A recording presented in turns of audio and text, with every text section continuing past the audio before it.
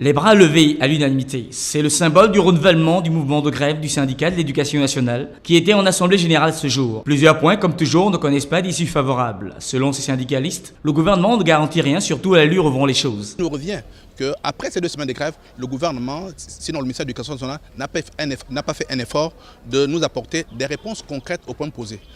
Nous parlerons des enseignants, le recrutement des enseignants, parce que nous avons entre les bras plus de 650 enseignants du secondaire qui attendent d'être intégrés. Nous avons à peu près plus de 2000 enseignants du primaire qui attendent toujours d'être intégrés. Et nous, on voulait savoir à quel moment, au cours de quel mois, ils pourront espérer avoir leur salaire.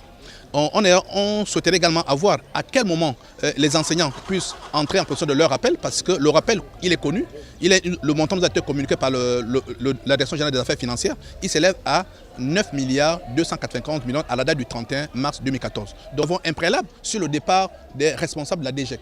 Donc nous avons demandé à ce que tous les responsables de la DGEC soient démis de leurs fonctions après effectivement des éléments de tout ce que vous avez connu au niveau du bac comme erreur, comme fraude, comme dysfonctionnement. Donc nous avons demandé le départ de tous les responsables de la DGEC. On n'a pas reçu de réponse. C'est des simples questions auxquelles nous souhaitons avoir des réponses, mais jusqu'aujourd'hui, on n'a pas eu de réponses affirmatives, des réponses concrètes à ces questions-là.